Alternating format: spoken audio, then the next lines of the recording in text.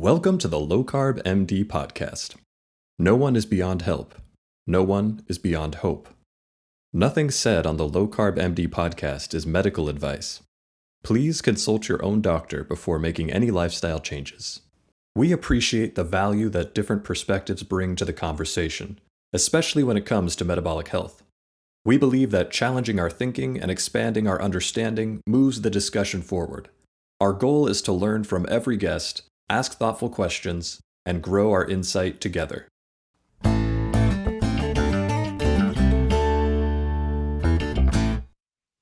Welcome to the Low Carb MD podcast. I have an amazing guest today. He's allowed me to come on his podcast and sort of talk about my own story and my issues with the medical complex.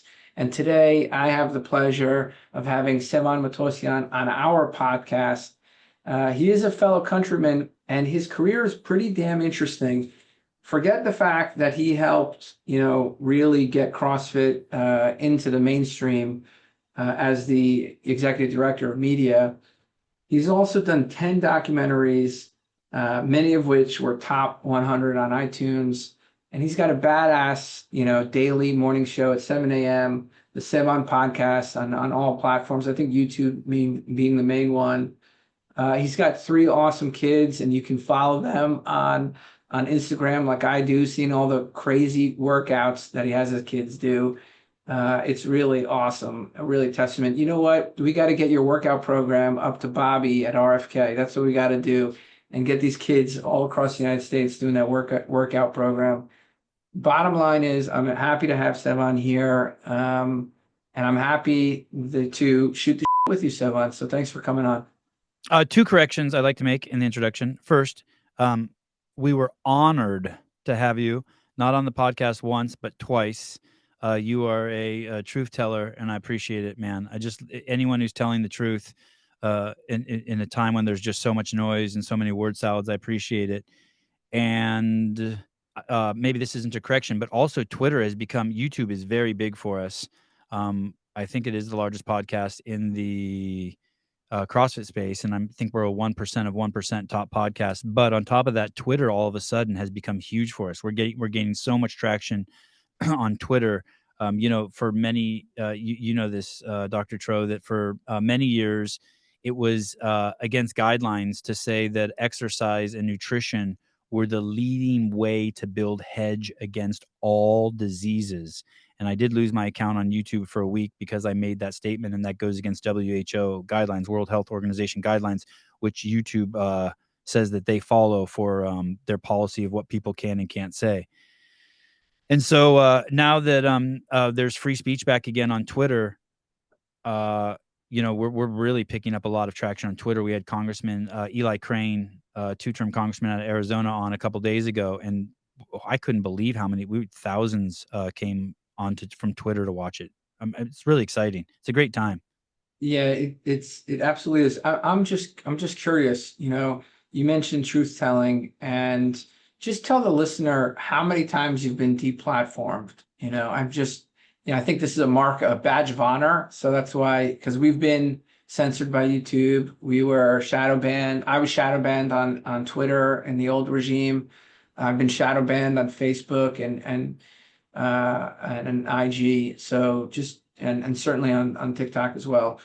So just tell I think it's a badge of honor. So tell me what happened to you. So I've had 4 Instagram accounts. Every single day, someone sends me a screenshot, and this isn't hyperbole. Every single day, someone sends me a screenshot when they try to follow my current Instagram account, Sevan Matossian, that they get a note from Instagram saying, "Are you sure you want to follow this account? It posts false information." And my first account, I had 100,000 followers. It was verified by Instagram, and I lost it. And it's not even for saying crazy stuff. It's like posting. There would be 2 doctors. I think this is. Bear me if the details aren't correct, but there were 2 doctors in Southern California at the beginning of COVID who were raising the alarm that they had some serious concerns about the way COVID was being described, and the vaccine and the spread and the transmission and where it came from. And I would post their stuff, and I would post stuff about how George Floyd, he died with 3 times the lethal dose of what if you found someone dead in their house on fentanyl, they would call it an overdose, things like that. And I kept getting dings for that, and I kept getting shadow banned for that. And what's amazing is how many people think shadow banning is like a conspiracy theory or something made up, but it's everywhere now. Everyone can see it happening. I have a YouTube channel, and subscribers who click the bell button and put all notifications, they don't get notifications all the time, maybe only half the time. So it's happening out there. Fortunately for me, like any good Armenian boy, I worked my ass off my whole life. Just work, work, work, work, work, just passion and just go, go, go. And I was able to build up a little nest egg to where my life is in a place right now where I can put, gas anytime I want in my 2016 Sienna that I drive my little boys in without looking at gas prices. And I can buy avocados without looking at how much they are per pound. So what that's done is, because I have 3 boys and because I have this little bit of, this ability to, you know, to take care of myself, I have now the obligation to tell the truth, regardless of being deplatformed or how many subscribers I have. And I have also the ability to admit when I'm wrong, because like I have nothing to gain or nothing to lose. And I think things like legacy are just complete horseshit. I'm not worried about my personal legacy. My only legacy is my kids, and the fact that I make them capable young men that women will want to marry, and that are hardworking, and that have the skills to not to trust to the skills and the confidence to trust their discernment over what the world is telling them. So if they see a fire and someone say if they see a riot, if they see 3,000 people burning down a police station and the news is telling them it's a peaceful protest, I want my boys to be, no, that's not. Or when they say, people are dying everywhere of COVID, and we don't know one person who's died of COVID, I want them to be like, wait a second, what's my own discernment telling me? So that's where I'm at in my life. My only legacy, the only thing I care about is my kids. That's it. I love the frankness. Can you go back for me? Because you probably weren't always like this. So, you know, I'd love to actually just have the listener understand sort of who you were, your upbringing, and then walk me through. I mean, you joined CrossFit very early on. I'd love to hear about what brought you to that movement, how you watched that movement evolve, and what you did post CrossFit, and sort of what drives you post CrossFit and now. I'd love to just walk through the whole thing. I was raised in California in the public school system. The American flag was bad. God was bad. I still don't believe in God, but that's one of my biggest transformations. I was a typical young man who spent a disproportionate amount of time trying to prove that God isn't real. I hated the United States. I hated the United States military. It was all things that, I was taught through the news or the people, my education system. I was taught that the police were bad.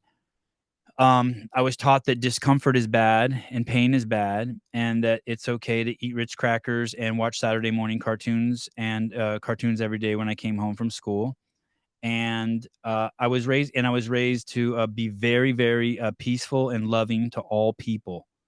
Sort of these were the hardcore. Those were the liberal value. Those were my values. That was a cornerstone of who I was. Hate the government, or not hate the government, hate the military, be very nice and peaceful to people. And then I was raised in an Armenian family with a mother and father and lots of aunts and uncles around. So I received tons and tons of love. There was no shortage of physical contact. I was always on someone's shoulders. I was always being fed good Armenian food. There was always someone pulling my ears, squeezing my nose, taking me to the movies, bringing me bags of licorice. I mean, it was wild, right? The amount of love I got. But And the Armenian household, that's an identity separate from, because I grew up in New York, same exact thing, right? And I want the listener to understand, because we have a lot of middle America listeners. What he's describing is a typical sort of coastal value upbringing, school system, TV, news, etc. yeah, But my parents watched the news every night, 60 Minutes, the whole shebang. Yeah, but did you have Armenian aunts and uncles? I know, like, our own identities, I think, creates enough of a little cultural rift that maybe you had some different themes coming in, or am I just making that up? Well, the only thing the thing is there were kids who there were I was really my identity was built in the love my parents gave me, my mom and my dad. Whereas other kids, their identity would in Armenia. And what that means for people who aren't Armenian, it means you have strong family and Turks are bad. That's your identity. Turks are bad and your parents love you. I would say that that was the summation of my Armenian identity, but it was strong. Yeah. And I don't know if I answered your question there. No, no. I mean, just like, your parents are both immigrants, right? Right. Hardworking. My dad was an immigrant. My mom was first generation. Extremely hardworking. My mom was the first woman to graduate from her law school. That being said, that was never driven home. There was no feminism in my household. It was never considered like a big deal that my mom did that. She had to do that. She was cleaning houses, apartment buildings during the day, and going to law school at night. But it wasn't some sort of woman empowerment thing. It was just like, yeah, this is what um I'm almost offended when people say women empowerment, because anyone who understands the psychology of the human being, what you're really telling the mind is that women don't have power. And that's, you think that you're selling women empowerment, but that's not how the brain works. The brain doesn't work like that. It takes it in, and the premise that you're giving the brain is that women don't have power. So there's lots of nuances like that that you don't understand when you're a liberal. And then as you get older and maybe you become more conservative in your values and in your thinking process, you realize, oh, I never, it's ridiculous. The premise sets, it's like this, it's like a crook really misses out on the world because all he sees is purses and wallets. That's the really sad part about being a thief, because you don't see the rest of the world. And so if you think that women need to be empowered or believe in women empowerment, all you're seeing is weak women. And it's truly the function of the brain, and it's the way it works, and there's no way around it. And people think that they're doing it to be benign, and that's sort of what it means to be a liberal. You put being benign and good ahead of everything, with zero integrity or concern for the outcome. So a perfect example for that. Well, I'll give you one example, and then I'll go forward and tell you about my transformation. But a perfect example of that is defund the police, because 12 unarmed black men who resisted arrest in 2020 were killed. And so you defund the police, and then what happens? The next year, black on black death increases by 33%. Why? Because police are stop engaging them in their communities. And so did your benign effort to save these 12 guys supposedly have a good outcome? No, you didn't have any critical thought, or you didn't bring any integrity to the situation. So like then more like catering to the, so you feel like, because I'm not very political, but I just don't have a firm background in political philosophy or anything like that. And, I sort of go back and forth myself, but what I'm hearing is, what you think sort of liberalism was for you was more of catering to emotions and not the outcome at all. It's like, okay, you may Yes. be defunding the police just to make people feel better, but it's not actually making them better. So you see this disconnect. You're like, yes, saying stuff like that may make you feel better, but is it actually making anything better? Right? It's so out, like sort of reality versus feelings type of way of looking at it. That is one half. You nailed it perfectly. And the other half is this: the foundation of liberalism, socialism, and fascism is to take the rights away from individuals and give them to groups. Yeah. Yeah. That's Whereas conservatism is we're all equal. All individuals get the same amount of rights. But that's exactly what happened that's what's happening in California. That's what happened in Nazi Germany. That's what happened in Armenia. That's what happened in Mao's China. It's taking the rights away from individuals and giving them to groups, and basically putting us into class systems. But it's done under the guise of being good. But what you end up with, the perfect liberal society, would be what you see in the military or what you see in a prison. We all get the same toothbrush. We all get the same sheets. There's zero innovation. We all eat the same thing. There's no creativity. Whereas this other mindset is you only get in return what you bring to the table. So the way capitalism and conservatism works is I bring something to the table as an offering. So I've invented a shoe with shoelaces, or I've invented the Velcro shoe, and I bring that to market, and then I get rewarded for it. As opposed to these others are just come to the table and take from one group and give to the other. It is completely, but it's done under the guise of being nice and fair. But what it does is it completely stifles innovation, creativity, mental health, self-identity, Yeah, I mean, but this is self-worth, hard work. It stifles all of that, but we're being good. this is a fundamental like crisis, even at the the level of the individual, right? Chaos and order, Dionysus, Apollo. I mean, the yin and yang. I mean, there's no. I feel like every value could be bastardized, right? So I struggled, and yeah, I want your opinion about this. When I was experiencing, you talked about those doctors in Southern California that came out and spoke out. When I saw really smart doctors disagreeing with me during the pandemic, it finally hit me that it's not because they're not, they're smart, I'm smart, we're both equally smart, right? We're both intellectual, but it's a fundamental value set difference. They think that they deserve the right to tell people what to do in an emergency situation. They believe in authoritarian principles, right? The good and the bad, right? There's times where I employ authoritarian principles. I tell my kids, no whining, this is what you're eating, right? And it's like, that's just, I'm never that crude about it. I always talk to them, treat them like people, but that's sort of the way there's an authoritarianness about being a parent. Other times I let my kids go. I'm like, and I even tell my wife, I'll say, don't tell them what to do. Let's see how they go about it. Let's see how they, exercise their individuality. And I prize the individual. I'm just like you. We grow up Armenian. It's like we've been persecuted, we've been, discriminated against, and we prize that individual. Can't take away my gun. You can't take away my rights. You can't take away my right to protest. You can't take away my right to, say whatever I want. But each of these has like I'm not sure that either one is right, even though I'm in your camp. I'm a libertarian. I mean, what do you think about this idea, that maybe it's just, this, core values that will never reconcile, I don't think that that's true. I think that if you're lucky, you will go through an evolution. People don't come to this side of the fence that I'm on and go back to that fence. We're not dogs that return to our vomit. Once you see this, it's very, very difficult to unsee. So I knew someone as a leader. I was a very kind leader.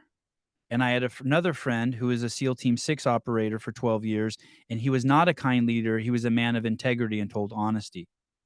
He was a significantly more impactful leader than myself.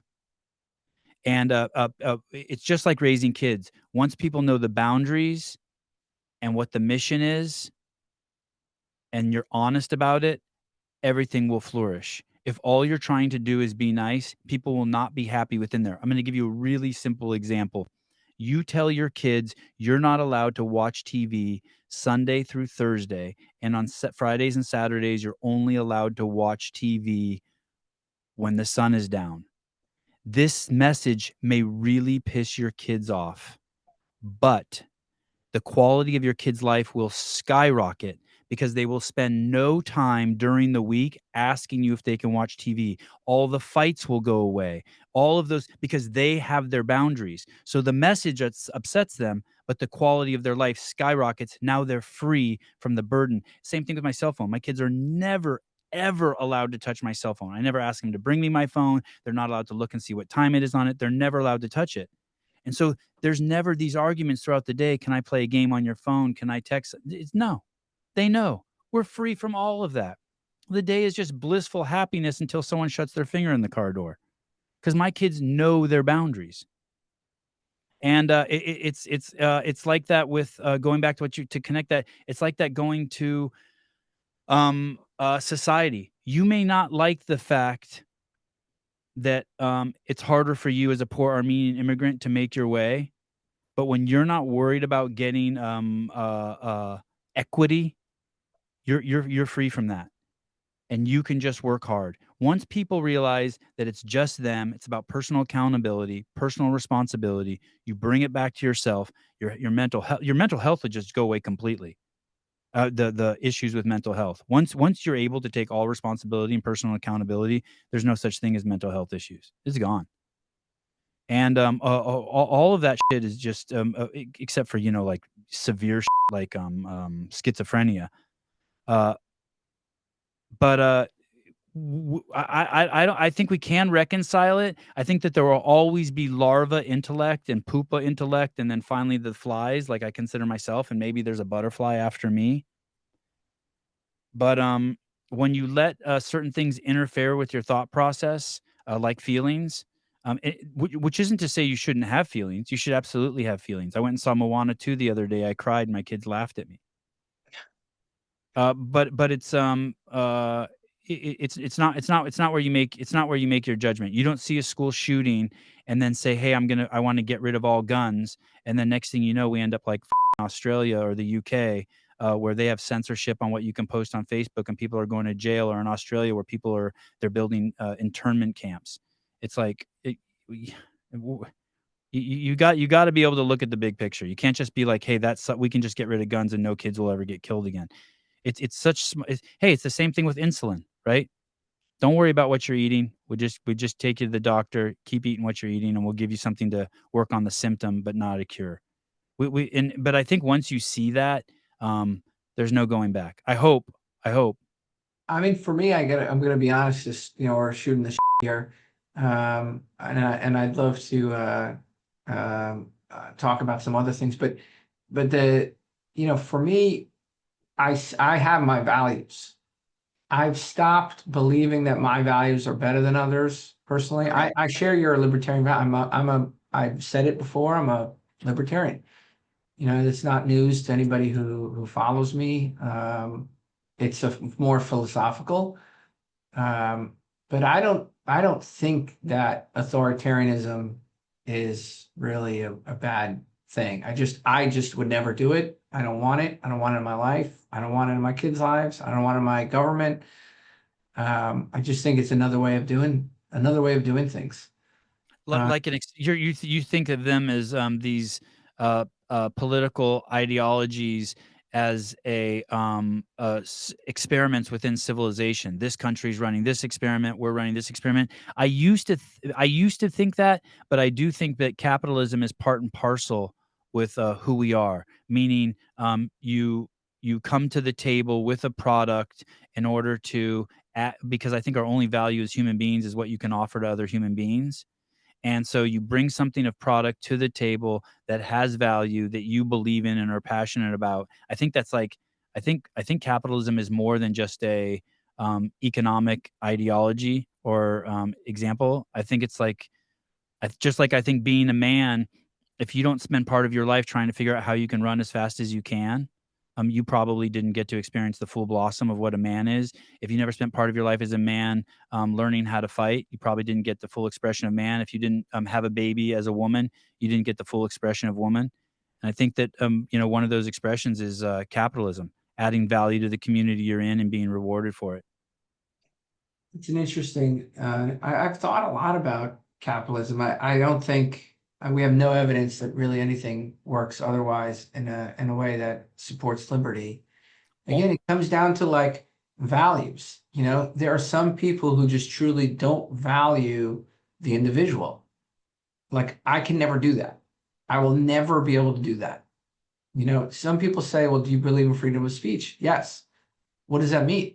It means 99 people can say crazy, hateful, weird things, and you have to tolerate it because you don't want to silence one voice, right? That's what it means. And what does it mean, innocent until proven guilty? It means 99 out of 100 bad people will get off free, completely free, because we believe in innocent until proven guilty, right? Because that's a value. We value the individual.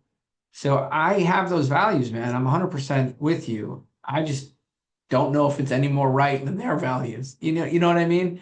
Yeah. Let me tell you one of the phenomenons that we're running into in this country.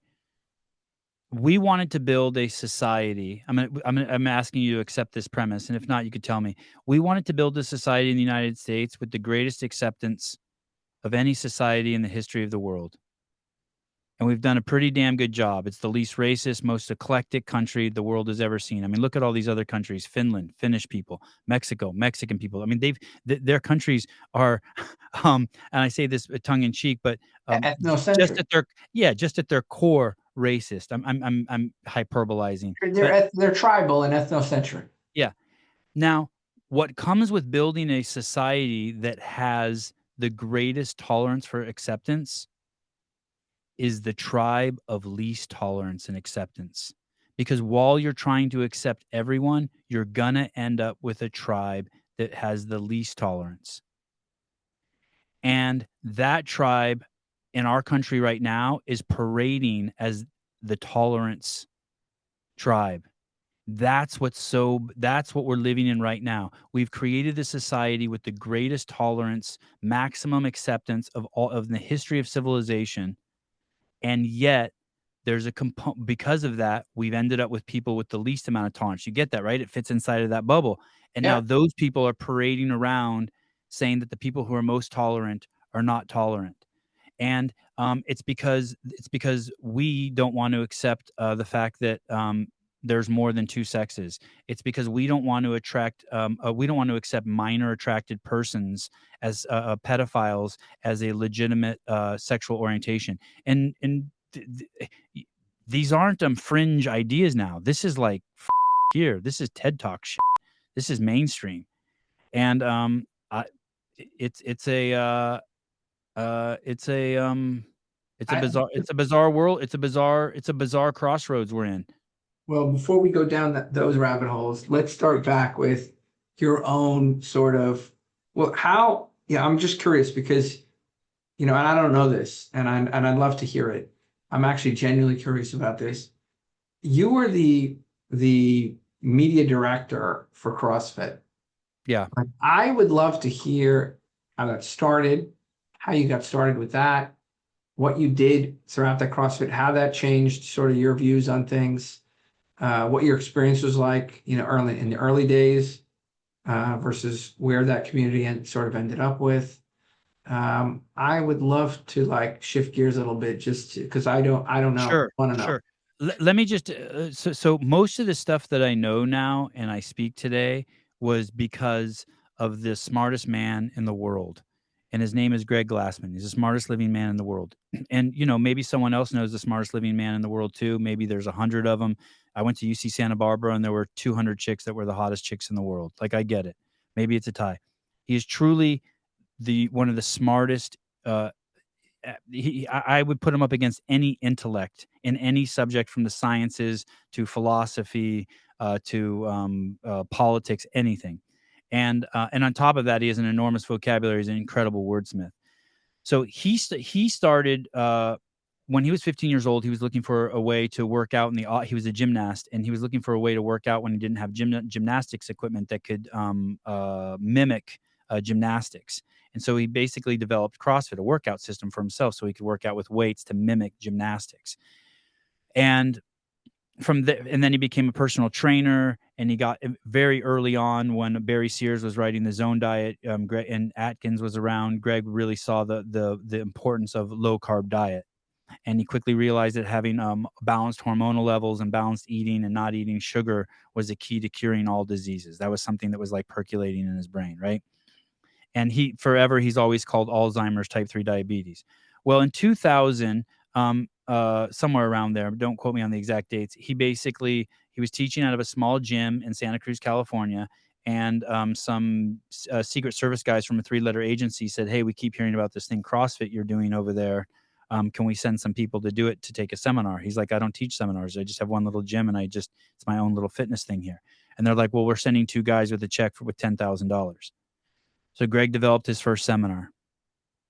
And then he did a second seminar for other mill guys, SEAL teams. Other people started hearing about it, and people reached out to Greg and they said, "Hey, can we open a CrossFit gym?" And Greg's like, and this was right at the time advent of like the internet and blogs also. And so it just caught steam and took off. And then by 2006, I was somewhere, I was producing a show for ESPN, and I heard about it. And Can you talk about your career just up until that point? So you're hearing about CrossFit, but I don't know about your career at all. Can you just like give the listener a little idea of and after being done? after when I was like, I don't know, 25 or 26 years old, my parents stopped paying for my college, and I was in a deep search in my life for something. And instead of getting a job, I basically got rid of everything I owned, and I just was homeless for 2 years. Oh, I was homeless for Yeah, I 5 years. read about this. You were Yeah. homeless for 2 years. I didn't like. I want to Yeah. hear about this. So I'll just tell you one story. So the day I moved out of my house, I was in Santa Barbara, California, and I had nothing except myself and my dog. And I walked out of the house, and I was reading any scripture I could get a hold of: the Bible, Buddhism, the Bhagavad Gita, the Quran, anything. I was just absorbing everything, the Tao Te Ching. I was searching for something, the meaning of life. Why?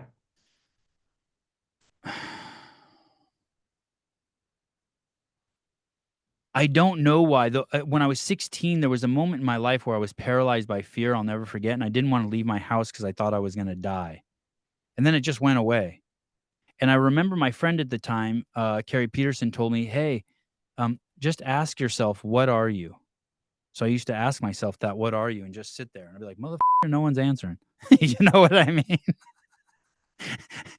I would just see like Super Mario Brothers. You know what I mean? Like what am I? Let's go to Taco Bell. So I don't know. I think I was very happy, but I was I reached my wit ends of just I wasn't stimulated. Maybe I was bored with life. So like I had suburban had a sort of very good life life. I in had had a very good California. life. Yeah, I'd had a Yeah. very good life.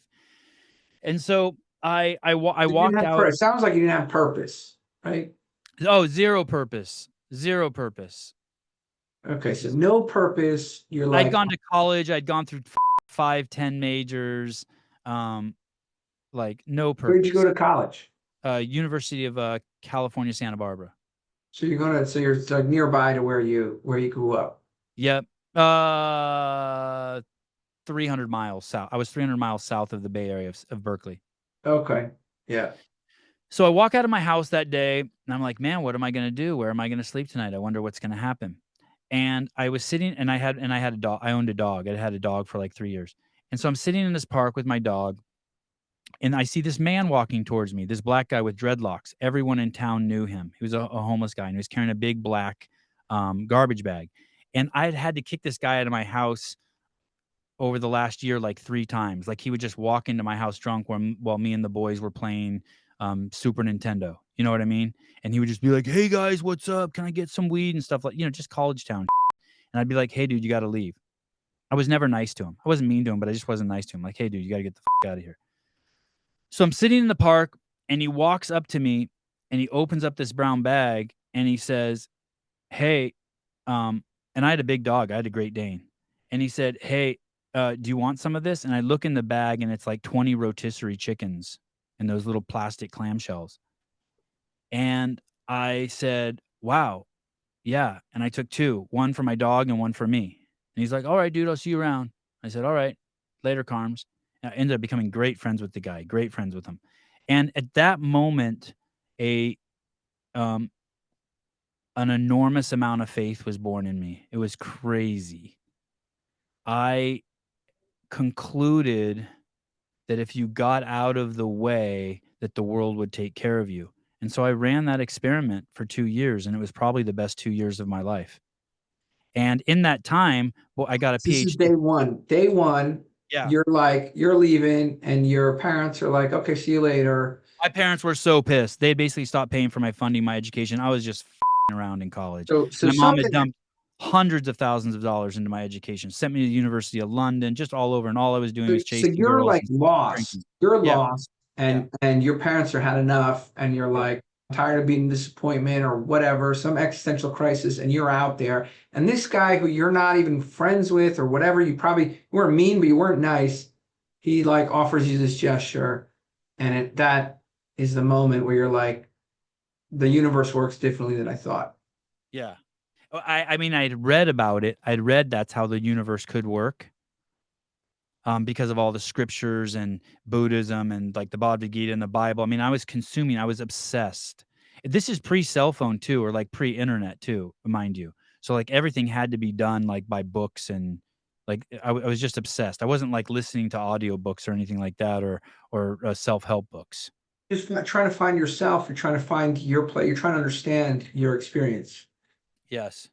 And you found something which is, maybe I just let go. I just completely surrendered. It was wild. And the next 2 years were. Did you pray up to that point? I'm curious. No. Part of me thinks I'm always praying. Like when people say, "Do you meditate?" I'm like, God, I feel like I'm always meditating. You know what I mean? Before that time, before 18 years old, do you ever remember? No. One time I was in high school, and it was my senior year with 2 weeks left of school. And the counselor called me into her office and she said, "Sevan?" I said, "Yes, Mrs. Doyle." She said, "You're not going to graduate." I said, "What do you mean?" She goes, "You don't have enough credits. You're only taking 2 classes this year, Sevan. You've been kicked out of all your classes." And I feel tears. I feel my tear ducts turn on and big tears. And I'm this 17-year-old mama's boy sitting in my counselor's office thinking, oh, what am I going to tell my Armenian mom whose education means everything to her? And she goes, "Do you want me to go check your final transcripts to see if because this isn't your unofficial, I can go to the main office and get your official transcripts and see if I'm wrong." And I said, "Yes, please." She said, "Okay." So she gets up and leaves the room, and I start praying to God. Dear God, I can't remember. I made a deal with God. I can't remember what it was. So that means I broke the deal. But Wait, maybe you didn't break the deal. What was the deal? I don't remember the deal. But anyway, so you wanted to get through high school, I'm guessing, right? Yes, please, you gotta let me graduate, God. I'm like, dear God, I know I never even believed in you. I never talked to you. I've never but please, this is, at 17 years old, this is the first time I'm coming to you. You gotta help me. Isn't that a trip? And so then she comes back and she opens up the transcripts and she goes, "Oh my goodness." And I go, "What?" And she goes, "You've been in every after school high school play since your freshman year." So my freshman year, as I was leaving school one day, I looked into the cafeteria and there were all these hot chicks who were older doing drama. So I walked in there. I'm like, this is the only way I'm ever going to meet girls. And I started doing plays at all the after school plays they had. She goes, "You have enough credits. You've done after school plays every twice a year for every year you've been in high school." I said, "Yes, Mrs. Doyle." She's like, "You're going to graduate." So you were saved by the fact that you were in the arts. So hold on, this is so the fact that you were in the arts, Yeah. for whatever reason, saved you after you made a deal with God. Yeah, and what's interesting, some people would say, "Well, God didn't do that, you did that." And that was before, and he didn't grant the wish after as a miracle. And that's a really shallow way of looking at miracles. That's a really, really shallow way of not understanding the non-temporal nature of things that could exist in the universe. How did you feel in that moment when she came back and said, "You're going to be fine"? How did you feel? God, it was relief, massive relief. You know what? I don't think you would have went into making documentaries if it wasn't for that moment. I'm going to tell you that right. No, I don't think so either. Okay, so that's great. But so how many years later is it when you decide to go? How many years later is the homelessness? So I'm homeless, and I really take on this role of an ascetic. So of the thousands of homeless people I meet while I'm homeless, it's only me and one other guy the entire time I meet who aren't drug addicts. That entire community, there's no such thing as homelessness. It is a complete misnomer.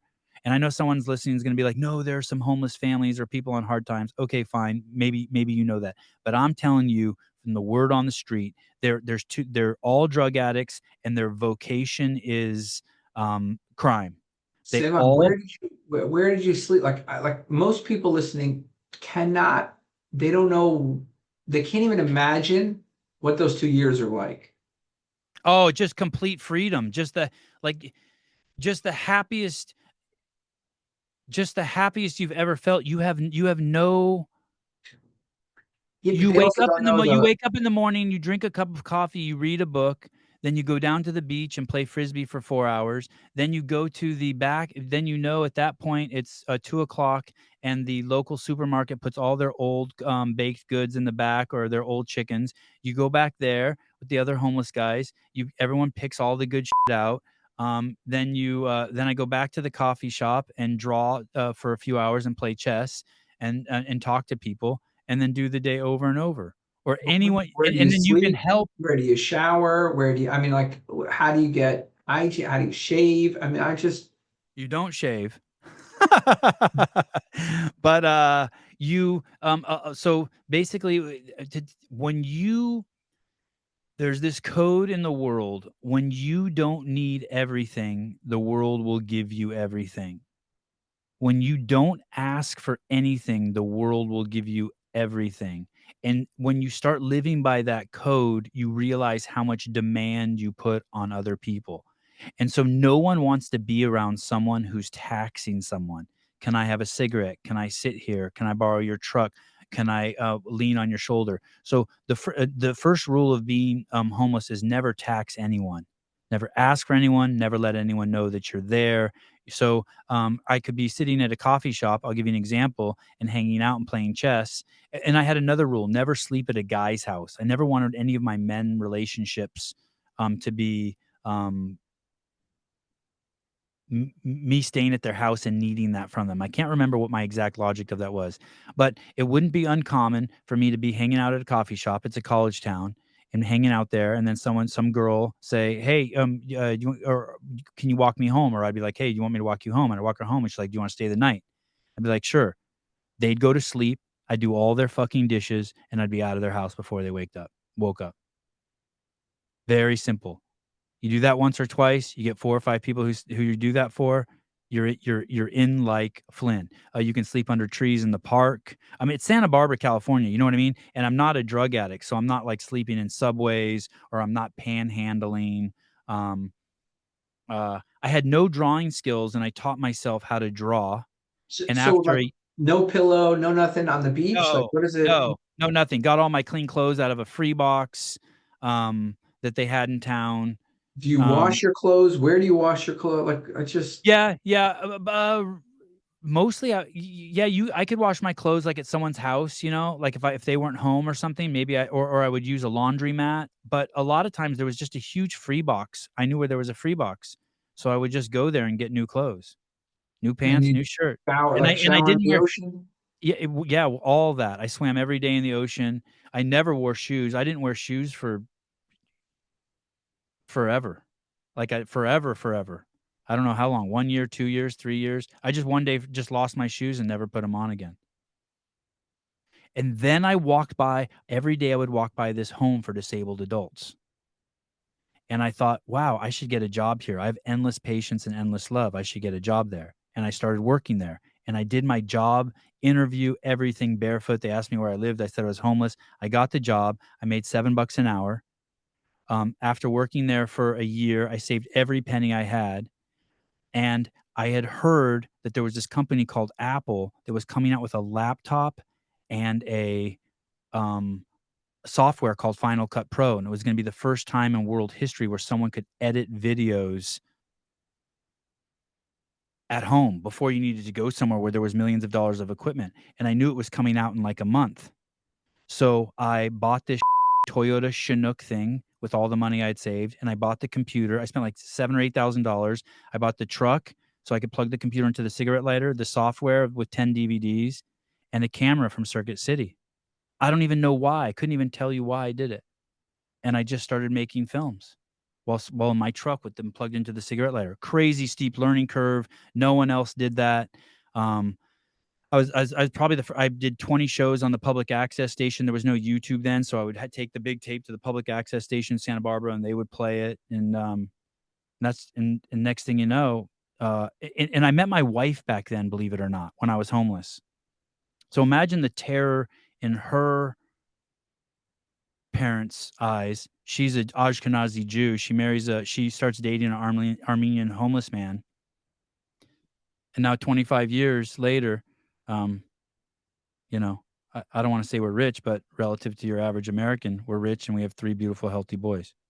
We live happily ever after. With no, God, God is good. All I can say is God is good. So I wanna go back to that point. So you're messing with Final Cut Pro. You start in with, you do one documentary after another. You're producing shows for ESPN, you mentioned. yeah, You do some just did documentaries. Finally, somehow you get drawn to Greg Glassman, and then I what?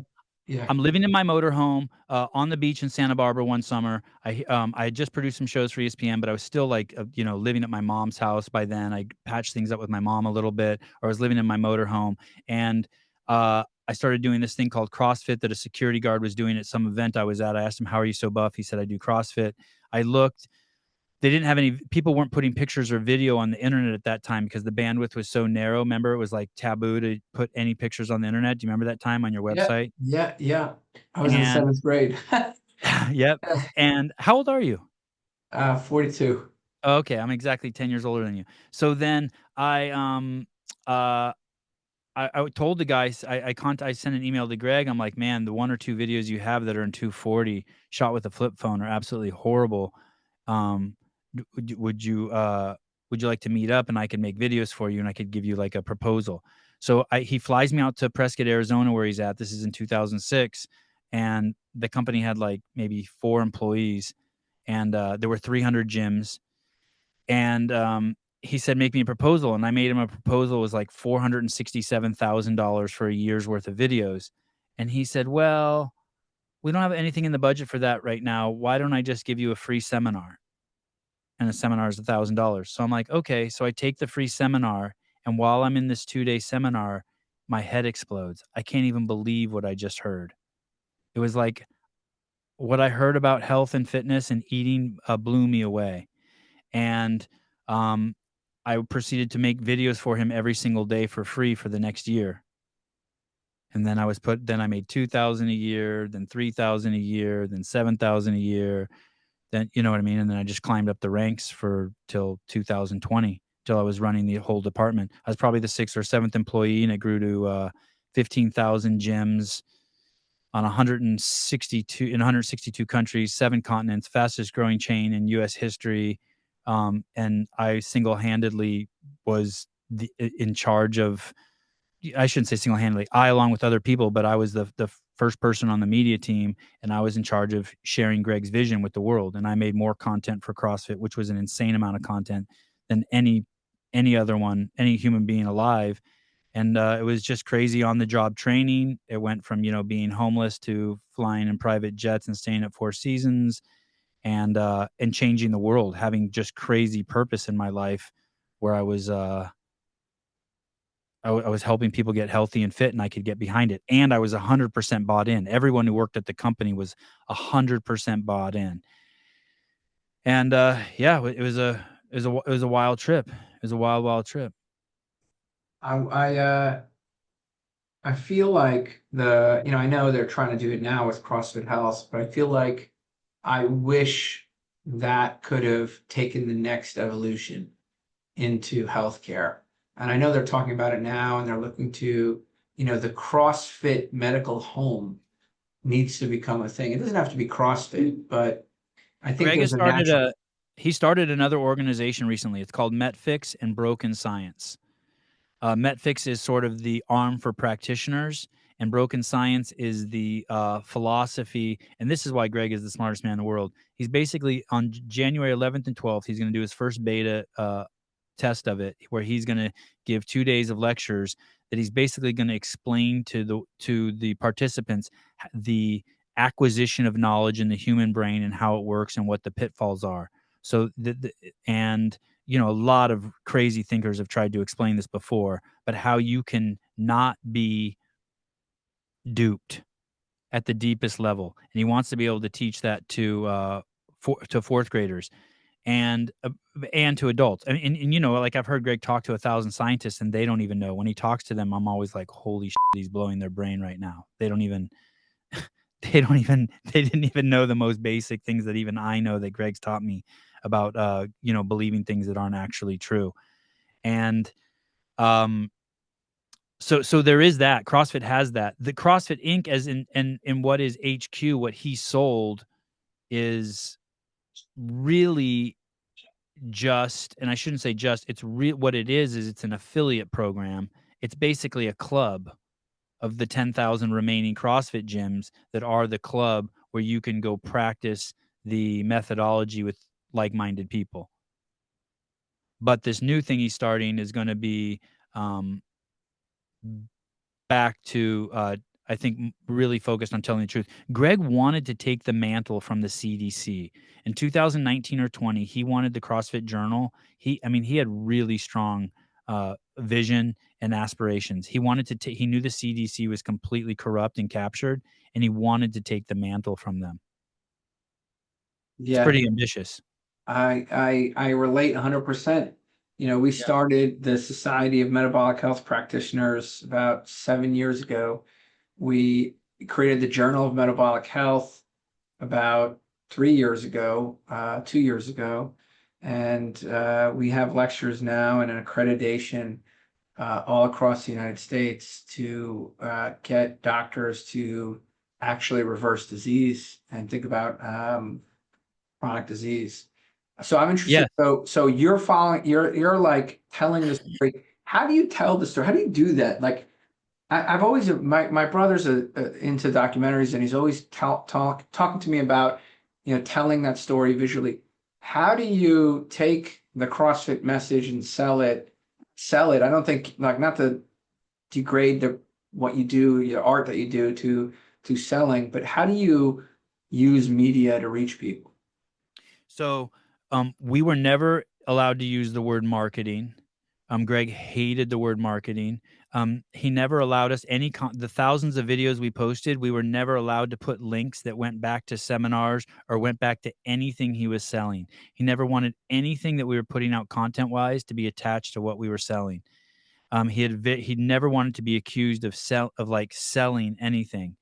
And he was the kind of he was the opposite of what woke is. If an affiliate even got out of hand a little bit, he would just kick them out. He never ever chased the dollar. He was always chasing excellence. And so one of the things was, he had two things about making media. Are you adding value? That was like is someone who watches this going to walk away with value? And then the second thing is, are you doing the right things for the right reason for the right people? And if you can answer yes to that, like, you know, when I went to Armenia, he said, "Hey, Sevan, the guy who invented the Iron Cross is still alive, and he's there." And I was going there on a family vacation. He's like, "Get that." And I did. I went and interviewed him, and I went to his gymnastics studio, and I did a piece for CrossFit on it. Like, he did that. I mean, that didn't even, Did you send like, that to someone? yeah. Do you remember the guy's name? No, I don't. You don't have to Armenian. do it now, but I'll text you later if you could send that to me. That would be awesome. His name's Albert Azarian, and it's a God. If I would have loved to have stayed there for a year and made I only was filmed with him for a day. Let's see. Yeah, it's here. It's here Yeah. on YouTube. Okay, I'll make sure I send it to you. Well, if it's on YouTube, I got it already then. Yeah, I'll send it to you. So he had this mission, a focused mission on excellence. Crazy focused mission on excellence. I feel like that would have jived with you. You know, it didn't sound like at any point you really care about money or stature or status or anything like that. You kind of renounced all those at the age of whatever, 20 or Yes. 20. So you're like, I mean, it's a perfect fit, you know?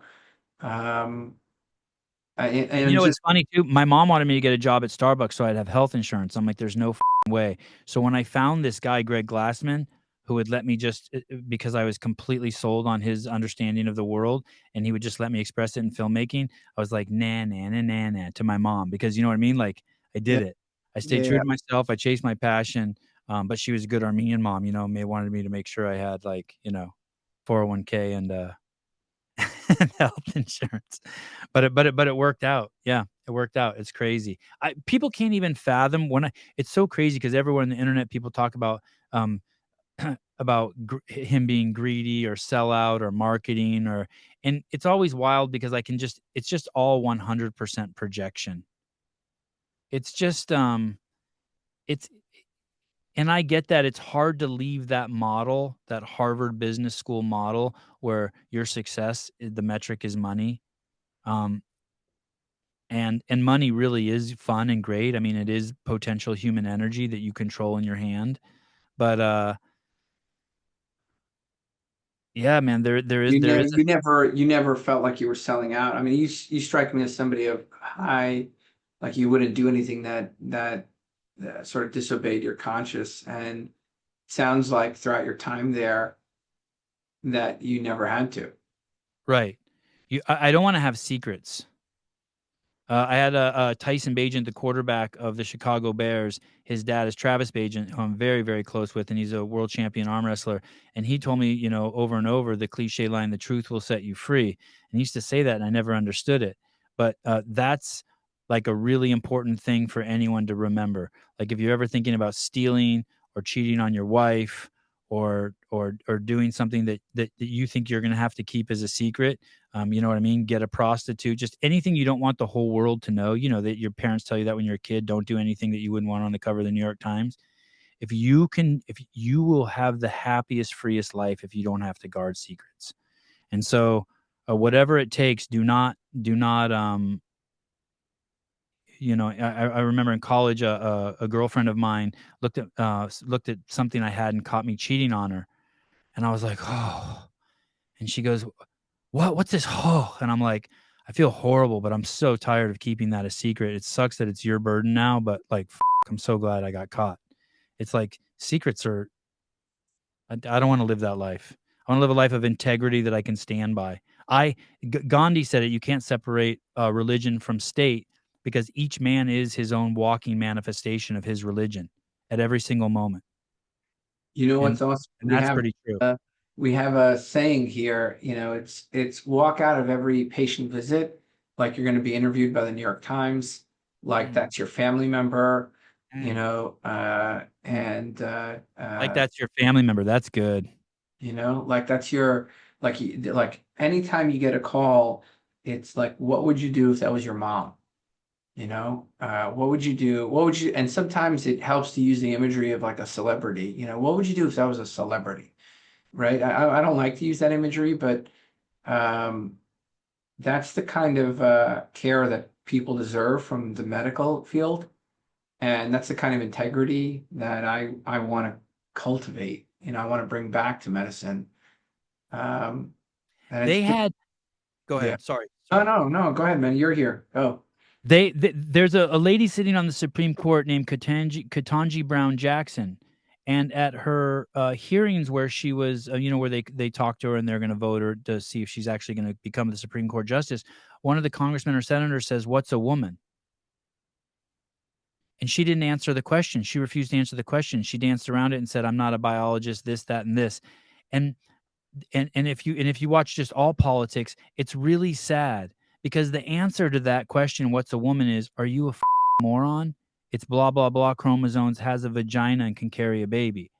And the fact that we live in a world where people are looking for the right answer instead of the truth. By the right answer, I mean what's politically correct, and it's devastating to the mental health of society. It is like. I know what you mean. It's I thought you mean. unreal. I almost can't fathom it anymore because I'm so far away from it, but I see it all over the internet. And it's a trip. Like I just wish they could be free. Hey, it's why Kamala couldn't go on Joe Rogan because she can't shoot the for 3 hours. Do you know what I mean? I don't know. We don't know the reason. I thought about that. I thought about why that didn't happen. My take, not your take. She can't shoot the shit for 3 hours because that would require her to to talk instead of look for right answers. It's really hard to look for right answers for 3 hours. When someone's sitting across from me, if you bullshit them, they can be like, "Well, what did you mean by that?" And they can keep digging deeper until they got you in a corner. They can't do that if you only have 15 minutes with them. I don't know. I did think about that. I was like, would things have changed? Would the election would have been different if she had also gone on? I know there was like an invitation there. I tried to like think about it. I mean, this isn't my area of specialty, but like Joe Rogan's a right-leaning, podcast. Like it would Well, be, 2 years ago, he was afraid to talk about COVID. He took the big route, even though he knew, and he was a Bernie bro, and he still has a lot of socialist tendencies. He still is. He still is very confused about climate change and socialist health. But he was a lefty, and he refused to have Trump on until Vivek or till Elon twisted his arm. It's is that, crazy. I don't know how it Yeah. happened. Yeah, so many of these people were lefties. And the thing is maybe they still are lefties, but people want to be free now. The burden of not being able to tell the truth started weighing so heavy on the public. I like in this, Or I even not, sorry, even not to tell the truth. Let's say even you're wrong, but not to get like lose your job because of some opinion you had. I I mean, think the that's pendulum wild. always swings. I've been trying to like reconcile what it is because I was very clear, like I felt personally abandoned, but I Yeah, think the pendulum always like swings. You know what I mean? right, Like that's right. why I don't hold strongly. Like right now, I sort of lean one way, and I very easily can imagine a world of like a swing in the other way, and me saying we need to pull this back. Like let me give you an example. I was thinking, I'm a study of history. I'm deadly focused on food addiction, Sevan. I think it's like the thing that is killing our society right now. I think our food is so addictive. I am a student of addiction, right? And I am studied all sorts of addictions because I think when you look at the homeless population you talked about, it's a target, it's drug addiction, alcohol addiction, right? And then typically it's intermingled with mental health, right? And I think our modern chronic disease epidemic has blossomed because of this food addiction, right? It's normalized, our food is normalized, and I don't think it's really normal, our food, right? So I'm a student of addiction, and I went back and I looked at how, I don't know if and maybe you should go look back at this too, the opium wars. You remember reading it? Do you remember about the opium wars? And I brought this up on the podcast before, I think one time, but maybe I'll go through it a little more. It was this period where the British in their capitalism, right? And I'm a capitalist. I'm Oh, no, I don't know libertarian. about this. I thought you were talking about what happened in Portsmouth, Ohio. Like, no, you're going way back. Dutch East India Company, Oh, no, I they don't they know about this. literally bombed open like two ports in China. Yeah, basically, they brought the British fleet there. One of the first British ships that were all iron or whatever, no, not iron, all metal. They were trying to break into China as a sort of capitalism was first flourishing, and what happened was is they started trading opium and they brought opium to these ports, and there was like a revolt. Like in China, they one day they threw out all the opium like a tea party moment.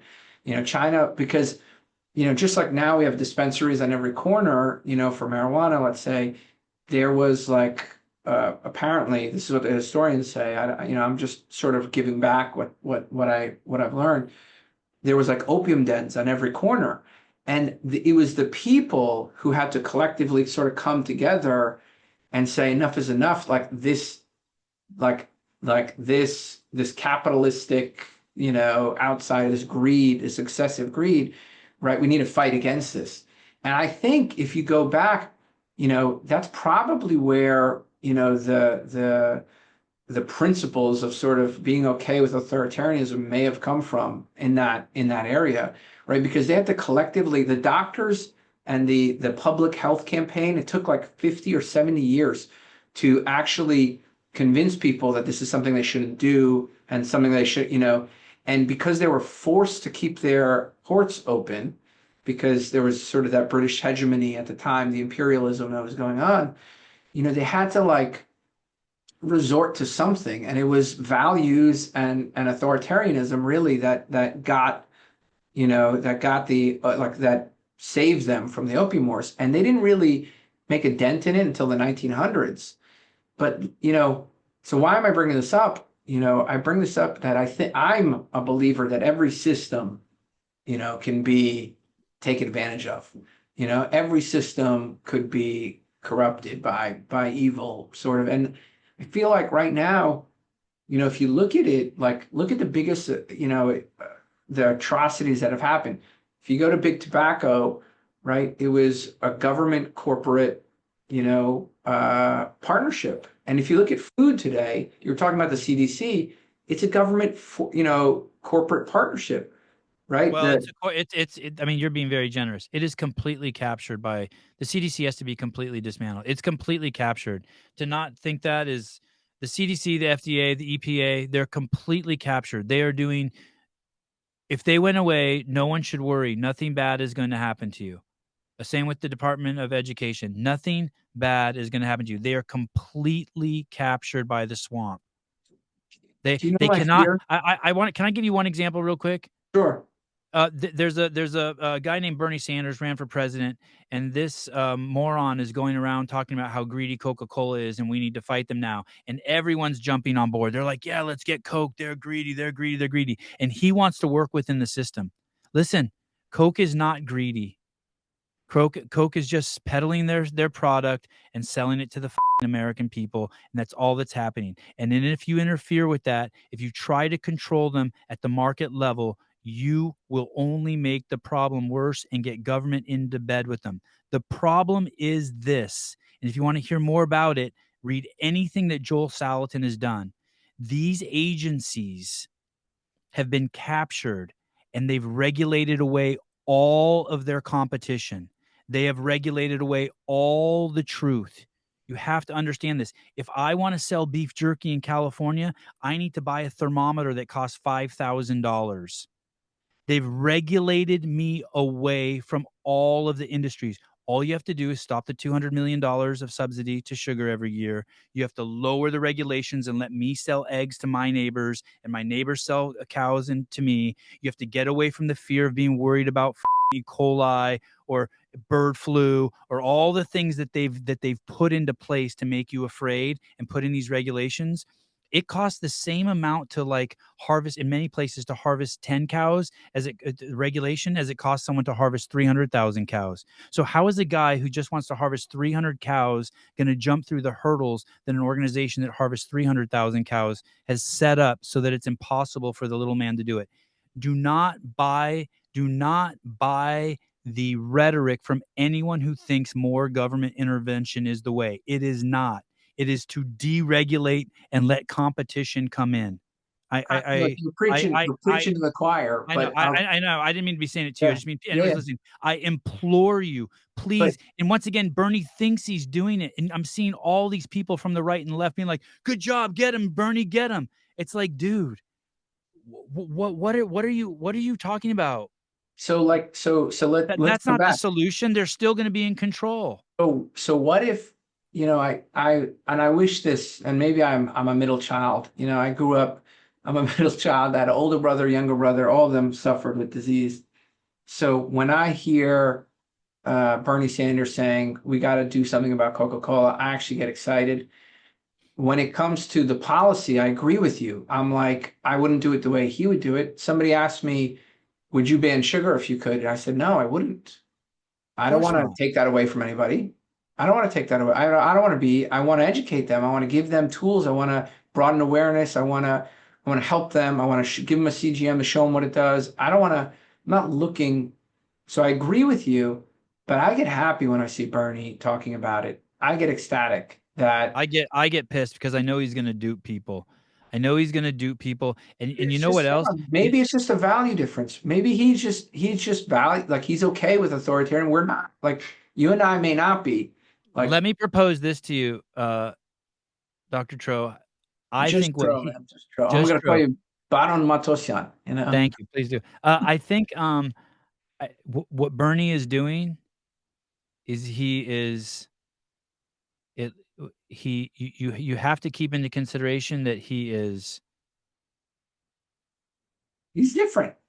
He's asking from a handout from Coke. You have to think that his intention, you have to at least consider the fact that his intentions aren't pure.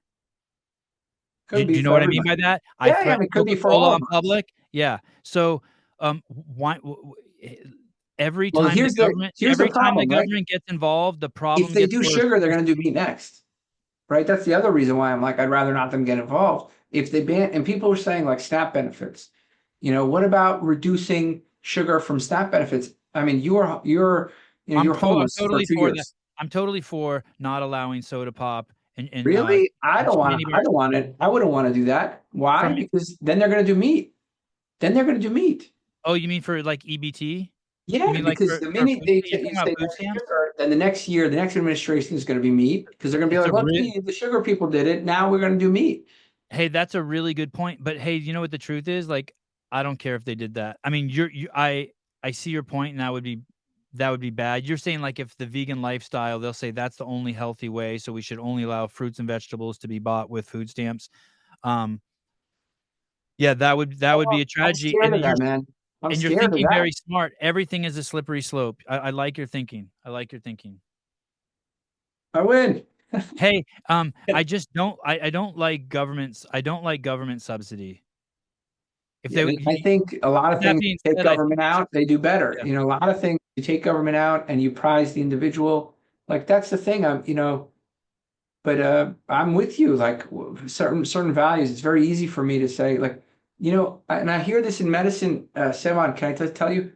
They please. come to me. They say, "Well, you should scale. We should scale medicine. We should scale it." Like, and I'm like, you guys haven't even succeeded on an individual level. Like, take a person in front of you, help them. Go do that 200 times, then go do that 500 times, then scale it. Mm, mm, But they haven't even done that. The whole society's gotten unhealthier, mm. right? So for me, like I don't like government intervention. I don't want to see them like people like I am literally it says low carb MD down here. Yep. But the SNAP EBT benefit, I would never want to regulate that, even though I think it would be better for them, like better for people on Man, SNAP benefit. it's a really strong point. I believe in slippery slopes. You got to be really careful. You know what I want to do in the last couple minutes we have left? What is Sevan going to do next? That's what I want to know. What is Sevan going to do next?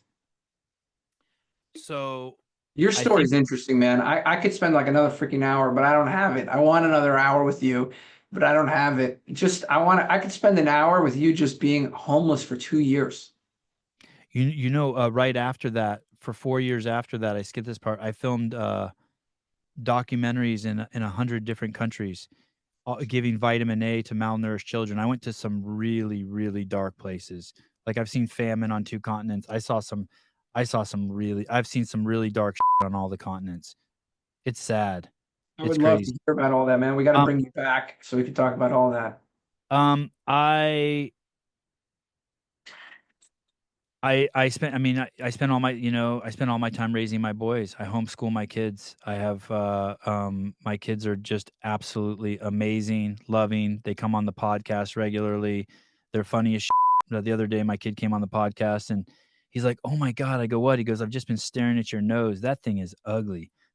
I Am I was allowed to make fun of that Armenian nose? Am I yeah. allowed? So and I go, "Man," he goes, "When's mine gonna get like that?" I'm like, "It's like you'll know. Someone will make fun of you like when you're 16 and you'll be like, 'Oh shit, it's growing in.'"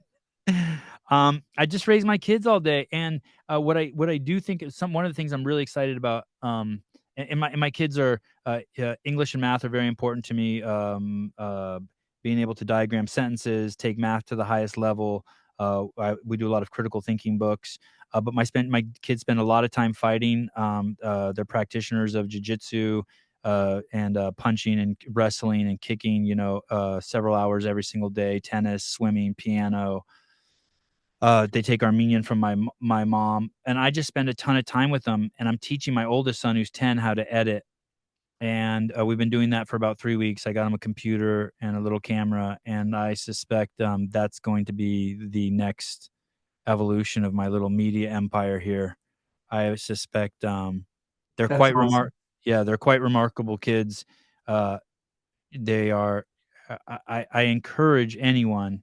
I know they're my kids and it's a little self-serving, but I cannot leave the house without someone stopping me and asking me about my kids. I have two 8-year-olds and a 10-year-old. They're not vaxxed at all. They never wear shoes. They're always clean. They wear they wear their black pants and their wife beater vest and an Argyle sweater. We always dress the same every single day for ease.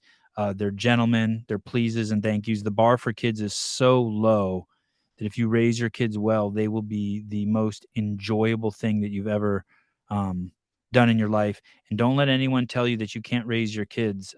If you're like a contractor or if you're someone who can take your kid with you everywhere you can go, you can raise the smartest, most perfect kid by never putting them behind a chain link fence for 8 or 9 hours a day. Well, let me tell you something. This concept of school is very new. I just had this discussion. It's like a 300-year-old concept. It's not. I don't think it's hardwired into us. We've just all accepted it as normal. It's not exactly normal.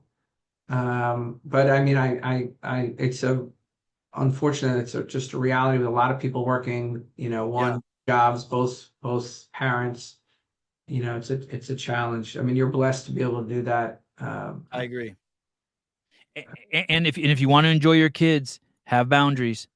It's little wins. They don't even have to be big things. It's like people always talk about bedtime or this or that. No, just say no TV at all when the sun's out. There's one. Never touch my phone. Never can touch the car keys. Can never go in the front seat. Don't put your hands on the wall. If you don't say please or thank you, you don't get what you get, and we just leave right away. You're in line at a coffee shop. You start acting like a dickwad even for a split second and are inappropriate, we leave. We're at the beach and you're acting like a dickwad, act like a dickwad all you want. That's the beach.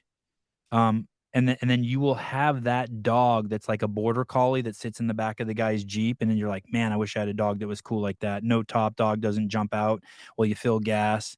That's what you want. You want kids and their quality. A dog that doesn't bite and behave lives the best quality of life because it can go everywhere with its owner. You give firm boundaries for your kids and they will be absolutely free in this world to do whatever they want and express themselves however they want because they feel safe within those boundaries. I gotta be honest. I find you incredibly interesting, man. I could talk to you for another hour. I may thanks. call you later today. But I gotta end this, Sevan. I gotta All right. end. But listen, how do Thank you for having me. Yeah. How do people find you? How do they follow you? How do they see your kids? How do they get a part of this? So every morning, 7 a.m., the Sevan podcast. I have to tell you, it's not everyone's cup of tea. A lot of people are offended. There's a lot of crass humor. I'm a huge fan of Rodney Dangerfield from when I was a little boy. But there's also a lot of serious topics. It's wide ranging. I've had Patrick Bet-David on. I have pastors on. Even though I'm not a practitioner of religion, I love religion. I love God talk. I love UFC fighting. It's just everything. But there is also a lot of potty talk and laughing and dirty jokes. But we have a really great crew over there of people who believe in personal accountability and responsibility. There's a great morning crew of a ton of listeners that come every morning at 7 a.m. It's live. There's a live chat, tons of great guests. And that's kind of the best way. And then you can just, if you really want to find me, there's no other Sevan Matossians on the internet in the entire world. So it's so easy to find me. Awesome. Thank you for listening, guys. Thank you. If you enjoy the show, please consider supporting us on Patreon by going to lowcarbmd.com.